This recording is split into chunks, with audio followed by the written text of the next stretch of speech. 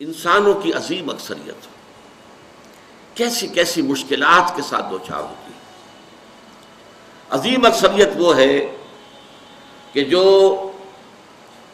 کمر توڑ دینے والی مشقت کرنے کے باوجود 2 وقت پیٹ بھر کر کھانا نہیں کھا سکتے، جن کے بچوں کو علاج کی سہولت میسر نہیں، مشقت، محنت، تکلیف، نہ صرف محنت و مشقت، محنت و مشقت کے اعتبار سے تو ہم یہ کہہ سکتے ہیں کہ انسان بھی لدو اونٹ کے مانند ہے یا کولو کے بیل کے مانند ہے، لیکن حیوان اور انسان میں اس اعتبار سے بڑا فرق ہے۔ انسان میں احساسات، رنج، غم، صدمہ،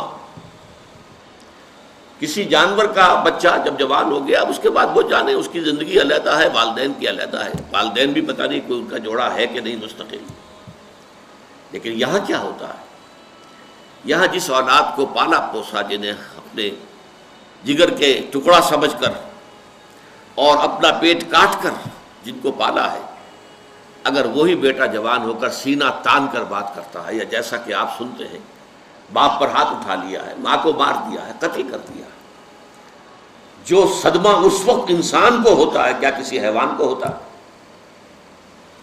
یہ صدمات، یہ رنج و غم، قرآن مجید میں ایک پوری سورہ مبارکہ ہے اسی پر، جس کا مرکزی مضمون یہی ہے، لا اقسم بہذا البلد وانت حل بہذا البلد ووالد وما ولد لقد خلقنا الانسان فی کبد۔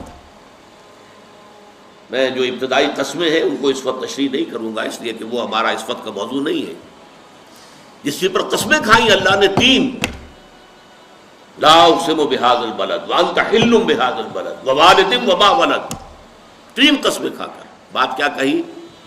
ہم نے انسان کو محنت اور مشقت ہی میں پیدا کیا ہے۔ محنت اور مشقت ہر انسان کا مقدر ہے۔ عام طور پر سمجھا یہ جاتا ہے کہ غریب لوگوں کے لیے یہ معاملہ ہے، نہیں، اصل میں محنت اور مشقت کی شکلیں مختلف ہیں۔ کوئی شخص دفتر میں بیٹھا ہوا مشقت کر رہا ہے، کسی کی ذہنی مشقت زیادہ ہے، کسی کی جسمانی مشقت زیادہ ہے۔ یہ جسمانی مشقت والا جو ہے تھک ہار کر رات کو سوتا ہے تو صبح کی خبر لائے گا، وہ پوری طرح ٹانگیں پھیلا کر سوتا ہے۔ اور یہ جو ذہنی مشقت کرنے والے ہیں، لمبی لمبی کاروں میں چلنے والے اور بڑے بڑے محلوں میں رہنے والے، ایئر کنڈیشنڈ آفیسز اور بنگلوں میں رہنے والے، ان کی راتوں کی نیند حرام ہو جاتی ہے۔ ان کو جو مسائل درپیش ہوتے ہیں، انہیں جو صدمے ہوتے ہیں، انہیں جو فرسٹریشنز ہوتی ہیں، یہ نقصان ہو گیا ہے، یہ معاملہ ہو گیا ہے، فلاں نے یہ کر دیا ہے، فلاں پرابلم پیدا ہو گیا ہے، یہ ساری چیزیں جو ہیں یہ اس غریب مزدور کے لیے نہیں ہوتی۔ آپ کو معلوم ہے ہپنوٹکس کی ضرورت جو ہے انہی عمرا کو ہوتی ہے، سیڈیٹیوز کی ضرورت انہی کو ہوتی ہے، ٹرینکولائزرز انہی کو چاہیے، انہیں نرم گدیلوں کے اوپر نیند نہیں آتی۔ تو مشقت اور محنت ہر ایک کے لیے ہے۔ صدمہ، غالب نے بہت خوب کہا تھا، قید حیات و بند غم اصل میں دونوں ایک ہیں۔ موت سے پہلے آدمی غم سے نجات پائے کیوں؟ یہ انسان کا مقدر ہے، یہ تو ہو کر رہنے والی شے ہے۔ غم تو رہے گا، صدمہ رہے گا۔ آپ کو شاید یاد آیا ہو، ایک بڑی عظیم ہستی گزری ہے انسانی تاریخ میں، گوتم بدھ، کپل وستو کا شہزادہ، at the prime of his youth, 30 برس کی عمر، اس نے مشاہدہ کیا لوگوں کو، لوگ دکھوں میں ہیں، لوگوں کے لیے مصیبتیں ہیں، لوگوں کے لیے تکلیفیں ہیں۔ ایک اندھا آدمی دیکھا اس نے چلتا ہوا جو ٹھوکر کھا کے گرا اس کے نگاہوں کے سامنے، اس نے سوچا یہ کیا ہو رہا ہے، کیوں ہے یہ اندھا کیوں ہے؟ کسی کو اندھا پیدا کر دیا جاتا ہے، پیدائش کے اندھا۔ کسی والدین کے سامنے اس کو بچہ جو ہے دم توڑ رہا ہے، کچھ نہیں کر سکتے، ٹک ٹک دیدم دم نہ کشیدم، جا رہا ہے تمہارے ہاتھوں میں سے، نکل رہا ہے، جا رہا ہے۔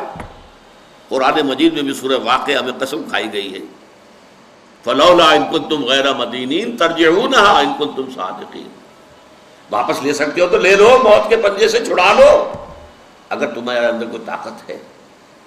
نہیں، جا رہا ہے، رو رہے ہیں۔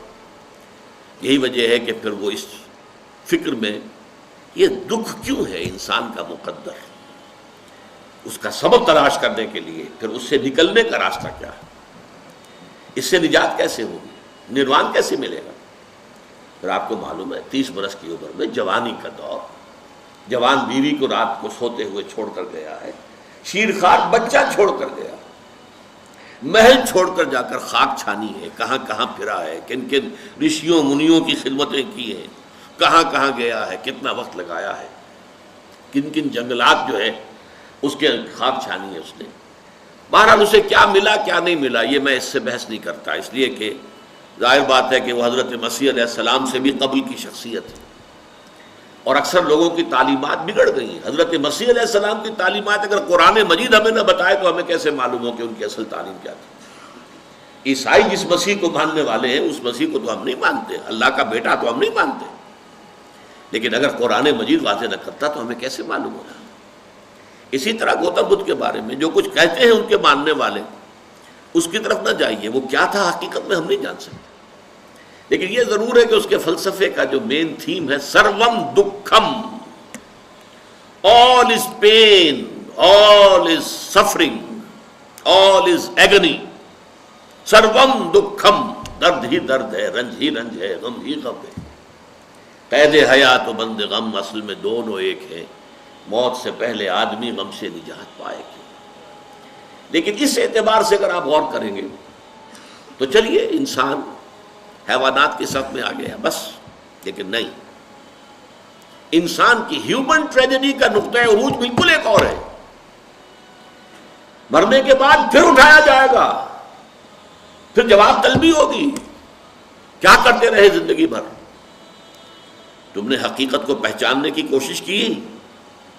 تم نے حق پر چلنے کی کوشش کی؟ یا تم نے ظلم کیے، زیادتیاں کی، ناانصافیاں کی؟ آؤ حساب دو۔ حیوان سے یہ محاسبہ نہیں ہے، نباتات اور حیوانات اس سے بری ہے، انسان ہے۔ اس پر بھی ایک سورت ہے قرآن مجید کی، سورۃ الانشقاق، یا ایھا الانسان انک کادح الی ربک کدحا فملاقیہ، اے انسان تیرا معاملہ یہ ہے تو مشقت پر مشقت جھیل کر، تکلیفیں پر تکلیفیں برداشت کر کے پھر ایک دن اپنے پروردگار کے حضور میں حاضر ہوگا جواب دہی کے لیے۔ ثم لتحسبن بما تعملون، حضور کی ایک خطبے میں جو الفاظ آتے ہیں، واللہ لتموتن کما تنامون، خدا کی قسم تم سب مرو گے جیسے کہ ہر روز شام کو سو جاتے ہو، رات کو سو جاتے ہو۔ یہ نیند بھی موت کی بہن ہے۔ ثم لتبعثن کما تستيقظون، لیکن پھر جیسے روزانہ صبح بیدار ہوتے ہو ایسے ہی ایک صبح قیامت آئے گی کہ سب اٹھا لیے جاؤ۔ ثم لتحسبن بما تعملون، پھر تمہارا محاسبہ ہوگا، that grand accountability، وہ مسئولیت عظیم، پوری زندگی کا حساب، چھوٹی سی چھوٹی باتیں۔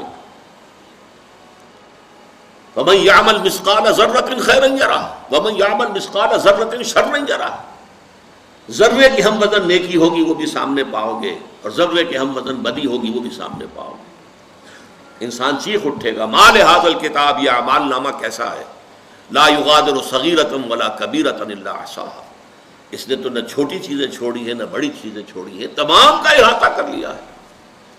وہ محاسبہ ہوگا، اور اس کے بعد جزا و سزا کے فیصلے ہوں گے۔ بہت مبارک ہوں گے، خوش قسمت ہوں گے وہ لوگ جو جنت کی طرف بھیج دیے جائیں۔